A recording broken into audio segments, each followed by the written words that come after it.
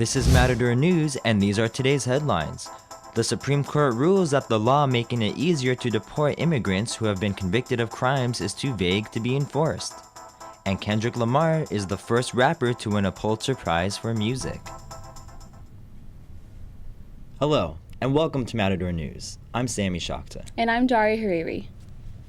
A new ruling from the Supreme Court may make it harder for the Trump administration to deport undocumented immigrants. The court ruled this morning that the immigration law as written is too vague to be enforced. The law has said that immigrants could be deported immediately for crimes of violence. Justice Elena Kagan says in her majority ruling that conviction for a crime of violence makes deportation a virtual certainty for an immigrant. Trump appointee Justice Neil Gorsuch voted with the majority, adding that the Constitution looks unkindly on any law so vague that reasonable people couldn't grasp how to apply it. Adult film actress Stormy Daniels shows a sketch of a man who she says is the one who threatened her in a Las Vegas parking lot. Daniels says the man wanted her to stay quiet about her 2006 affair with President Donald Trump.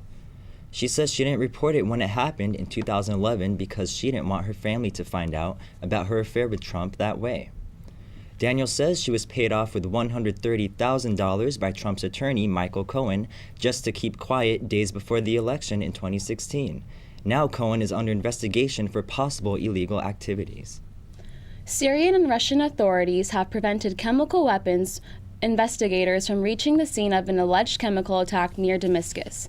Inspectors from the Organization for the Prohibition of Chemical Weapons arrived in Syria on Saturday, but the team has still not been granted safe access to the site. This comes just days after the United States, France, and Britain bombarded sites that were linked to Syria's chemical weapons program. Russia's UN ambassador Dmitry Polyansky denies any suspicious activity. We need to check it because it's very strange for us to ask clearance from UN security. So I think it's sort of misinterpretation. At least 40 people are believed to have died in the attack on Duma. Russian officials say they expect the OPCW to arrive in Duma on Wednesday to probe the alleged attack, once the roads have been made secure. 5 people are pleading guilty in the death of a Florida State University student who died during a hazing for the Pi Kappa Phi fraternity. Andrew Coffey, who was 20 years old, died of alcohol poisoning on November 3rd. 9 fraternity brothers were charged in this case. 4 fraternity brothers who did not plead guilty are scheduled to go on trial for felony hazing charges in June. Coffey's big brother in the fraternity, Connor Ravello, was the only defendant who apologized to Coffey's family after Andrew's death. The family's attorney, David Bianchi, says the death was not an accident. We're going to learn a lot more about this tradition that doesn't just go on by accident. It goes on because they think about how they're going to do it, how we're going to get the pledges to do these things, how we're going to set it up, how we're going to orchestrate it. The 5 defendants who pled guilty will have to stay in jail for 60 days, stay on probation for 2 years, and abstain from alcohol, and to submit to random drug tests. Anti-government protesters in Armenia jammed roads and clashed with police forces after thousands of people marched towards parliament in Yerevan. Police used tear gas and stun grenades on the citizens, who were protesting their ex-president staying in power, Serge Sargsyan, who served as Armenia's president from 2008 to earlier this year, is set to become prime minister today. He will operate under a new political system that sees the prime minister in a more dominant role compared to the president's powers. About 10,000 people protested, and several people were reportedly hurt. Mayor Garcetti is pitching rewards for neighborhoods willing to allow homeless shelters. He said in his State of the City address that he would declare what he called a shelter emergency. This would remove some of the bureaucratic red tape slowing down the construction of shelters. Garcetti says each council district will receive more than $1 million for providing an additional 100 shelter beds. He also vows to increase the number of outreach workers trying to convince homeless people to accept shelter. During the past 4 years, Los Angeles housed 30,000 people, but Garcetti says the number of homeless individuals is not expected to be lower this year. LA County residents are concerned about housing affordability. Matador News reporter Nathan Espinosa has more. Thank you, Darya. In 2018, Quality of Life Index was released by UCLA Lusk and Los Angeles Interactive and the California Endowment. The study measures 9 categories, including the cost of living, in which LA scored a 43 out of 100. Some CSUN students have mixed opinions on the rising cost of living in LA. I don't believe that the pay we get is equivalent to how it's increasing, so there's going to be the inequality. I think it is really stupid high, especially since most jobs people can find, they won't be able to live without a roommate. It's hard to live on your own and get up off your feet once you graduate. It's not a good thing because no one likes paying, but we have to pay, you get me? It is pretty ridiculous, but I mean, I have my own room. I'm sure splitting a room would be a little more cost efficient, but yeah, it's definitely pretty crazy how much I pay. It doesn't really affect me, I think, because currently I'm not working, so I don't know what it's like to make money. The survey interviewed nearly 1,500 residents of Los Angeles. Now let's go back to Sammy in the studio for the latest on the Metrolink. 2 people died on Monday after separate Metrolink crashes. One of the crashes happened in Sylmar, the other in Dana Point. Both individuals who lost their lives were in areas where pedestrians are not allowed, according to Metrolink spokesperson Chris Gutierrez. In Dana Point, at around 4 in the afternoon, 2 people were struck by a passenger train carrying about 60 passengers. 1 died. Around 2 hours after the first incident, a woman fell onto the tracks in Sylmar and was pronounced dead at the scene. A man who tried to help her was treated for minor injuries. Police in Sauk Rapids, Minnesota rushed to Pleasant View Elementary School when they received a 911 call early this morning. Chief Barry Bay says an 8-year-old boy came to school with a knife. An 8-year-old student had come to school with a kitchen knife and cut 3 children in the hallway at random. The 3 attacks all happened within a minute. The 8-year-old then walked to the school office on his own and put the knife down.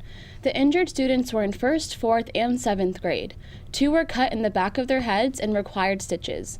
The boy was taken to a local police station and was soon released to his parents. The school district sent out a mass email to parents stating aggressive students are not allowed in the buildings. The heated dispute between the Trump administration and Governor Brown over immigration enforcement on the border continues. Trump tweeted this morning that Jerry Brown and California are not looking for safety and security along the very porous border. But the state's National Guard spokesperson, Lieutenant Colonel Thomas Keegan, says state officials have not rejected any of Trump's plans for more security. He says Brown has agreed to sending California troops to the border after drugs, guns, and criminal activity, but not immigrants. Now let's go to Jamontae Hickman with the latest in business. Thanks, Darya. The U.S. Supreme Court is hearing arguments today about forcing out-of-state online retailers to collect sales taxes on purchases. South Dakota is asking the justices to overturn a precedent made in 1992. The precedent ensures that businesses can't take sales taxes unless they have a physical presence in the state. If the law is passed, many consumers will see a price increase with a lot of their online purchases. South Dakota is challenging e-commerce businesses like eBay and Etsy. South Dakota is one of the only states that have a state income tax. If they win this appeal, the state will see a huge increase in money coming from taxes. The final decision will be made in June. Starbucks is set to close 8,000 U.S. stores on May 29th so the staff can get racial bias education. This is part of the company's response to allegations of racism. Now, a video recorded at a South Bay Starbucks has come out. Brandon Ward, the man who recorded the video, says he was denied access to use the bathroom unless he made purchase. Ward told the employee that he would make a purchase, but he says he was still not allowed to use the bathroom. Ward says a white man walked in after his exchange and was granted permission to use the bathroom. Ward then confronted the Starbucks employees and was escorted out of the store. Ward posted a video of the incident back in January, but didn't get the traction from the video until the Philadelphia incident. Meanwhile, Starbucks CEO Kevin Johnson met with the 2 men from Philadelphia today. Johnson says he wanted to apologize to the men in person. They were arrested for trespassing. No charges were filed against them, but they are meeting with lawyers. Now let's go to Leonard Tesher with news on health. 200 million eggs are recalled across 9 states because they might be contaminated with salmonella. Food poisoning infections can create bacteria both inside the chicken and inside the eggs after they hatch. The bacteria can move into the hen's ovaries, infecting the eggs as they form. and the eggshells are vulnerable when rolling through the processing facilities filled with bacteria. States affected include Colorado, Florida, New Jersey, New York, North Carolina, Pennsylvania, South Carolina, Virginia, and West Virginia, but not California. Symptoms of salmonella include diarrhea, stomach cramps, and fever. The Centers for Disease Control say don't eat raw eggs and keep them refrigerated lower than 40 degrees to avoid the growth of bacteria. The opioid crisis is having an impact on organ donations and transplants. 120,000 Americans who have overdosed on drugs are now on the waiting list for donated organs, and every day an estimated 20 people die because no suitable organs are available.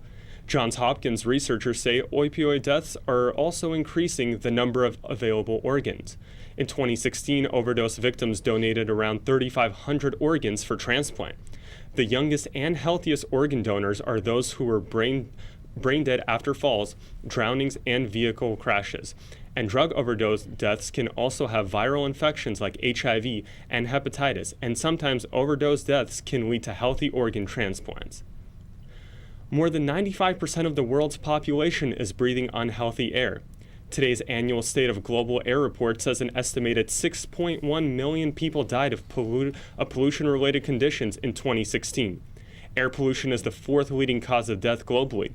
Exposure to air pollution can lead to strokes, heart attacks, lung cancer, and chronic lung diseases. All are responsible for many premature deaths. Half of these deaths are in China and India. Now let's go back to Jamontae with the latest in entertainment. Days after giving birth to a baby girl, Khloe Kardashian reveals her daughter's name, True Thompson. The father of the baby is Cleveland Cavaliers basketball player Tristan Thompson. Khloe posted a photo on Instagram yesterday saying, "Our little girl, True Thompson, has completely stolen our hearts and we are overwhelmed with love." She went on to say that she is blessed to welcome the baby to the family. And in other Kardashian news, Kylie Jenner will be collaborating with her sister Kourtney Kardashian for a new makeup collection. Jenner posted on Snapchat over the weekend showing 3 colorful square palettes. Swedish fashion brand H&M will be teaming up with Italian fashion label Moschino. Moschino creative director Jeremy Scott announced the upcoming collection at Coachella. The collection will offer 20 menswear pieces and 45 women's wear pieces. They range from $25 to $300. The Moschino H&M collection will be online in select stores worldwide on November 8th. CSUN's Blues Project is hosting the Semicolon Project, a 2-day event focusing on various areas within mental health. The main focus is preventing health behavior that leads to self-injuries. The Semicolon Project will consist of several workshops, guest speakers, and a campus-wide tabling fair that will focus on student wellness and success. The event will be going on at the University Student Union until 5 this afternoon. This year's Pulitzer Prizes are announced at Columbia University. The New York Times and the Washington Post win for their investigative coverage of Russia's alleged interference in the 2016 elections, and the New York Times and the New Yorker magazine won the Public Service Award for their coverage of the sexual assault allegations against movie producer Harvey Weinstein. The stories that sparked the Me Too movement, also a winner, local rapper Kendrick Lamar. Matador News reporter Claudia Flores is in the newsroom with more on the story. Thank you, Jamontae. Rapper Kendrick Lamar won the Pulitzer Prize for his album Damn. He is the first rapper to win the award, which is given for achievement in journalism, literature, or music. The decision to award the prize to the rapper was unanimous. Some CSUN students say they are glad and excited the rapper won such a prestigious award. I thought it was really cool. I first saw it on Twitter, and I didn't know if you guys are familiar, but it's like the Twitter moment, and then it came up there, and then I looked through it, and it said that, nobody has won besides a jazz artist or classical or something like that. I'm not too sure, but I was like, damn, that was my exact reaction. And then it's a really good album, so good props to him. Because he won this Pulitzer Prize, because I knew his music was good, but I didn't know his music was that good, And I'm recently, because of that album, I've been listening to Kendrick Lamar more often, going back to his originals, the first albums, and overall I like the Black Panther album too, really good with a lot of collaborations. I wasn't very surprised. I mean, a lot of his stuff in the past has been very good. Personally, I listened to it a lot. The award is typically given to classical or jazz compositions. The album was released in April 2017 and is the first hip-hop album to win the award. It also won Best Rap Album at the Grammys, but lost Album of the Year to Bruno Mars. Lamar is making history by being the first to win the award. Now let's go back to Leonard in the studio with the latest in sports. Dwayne Wade turned back the clock last night, pouring in 28 points to help the Miami Heat even up the series with the Philadelphia 76ers. Wade put on a vintage performance, making his first 8 shots and finishing 11 of 17. Wade also made key passes down the stretch to help the Miami Heat pull away. The series will now shift back to Miami, where the 76ers will be hoping to get back their all-star center, Joel Embiid, from a broken orbital bone. Embiid expressed his frustrations after the game, tweeting he's sick and tired of being babied. Out west, the Golden State Warriors pulled away in the fourth quarter to take a 2-0 series lead over the San Antonio Spurs. Kevin Durant sparked the Warriors' run in the third quarter and finished with 32 points. It was Klay Thompson who took over the game in the fourth quarter, scoring 16 points and finishing with a total of 31 points. The series will move to San Antonio with Game 3 set for Thursday night. The Anaheim Ducks are on the brink of elimination after dropping Game 3 to the San Jose Sharks 8-1. Logan Couture scored the opening goal 3 minutes into the game for the Sharks, and they never looked back. Scoring 4 goals in the second period, the Sharks took control of the game and took a commanding control of the series 3-0. The Sharks will go for the series sweep Wednesday night. The Los Angeles Kings will also look to keep their season alive tonight against the Las Vegas Golden Knights. The Kings, who have lost all 3 games by 1 goal, are hoping the puck bounces their way. Only 4 teams have come back from a 3-0 deficit, and the Kings were the last to do so. The puck drops tonight at 7:30 p.m. In baseball, Yasmani Grandal and Matt Kemp were traded for one another in December of 2014. Now less than 4 years later, the two are teammates for the Los Angeles Dodgers and both homered against the Padres to lead them to a 10-3 win. Matt Kemp hit a home run in the 3rd inning, and Grandal hit a grand slam in the 9th to help the Dodgers offense. Hyunjin Ryu won his 2nd consecutive game, striking out 9 over 6 innings, allowing only 2 runs.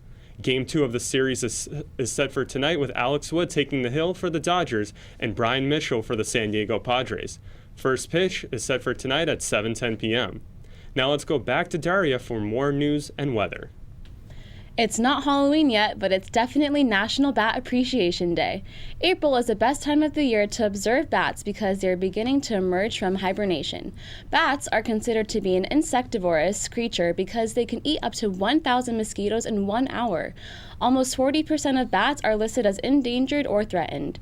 Use hashtag Bat Appreciation Day to post on social media to observe more bats near you. The sun is shining, but it's a cool 66 degrees in Northridge. 71 degrees this afternoon and a chilly evening. This Thursday will be chilly as well, but for the rest of this week, expect a lot of sunshine. Thank you for watching Matador News. I'm Sammy Shaktah. I'm Darya Hariri. I'm Leonard Tesher. And I'm Jamontae Hickman.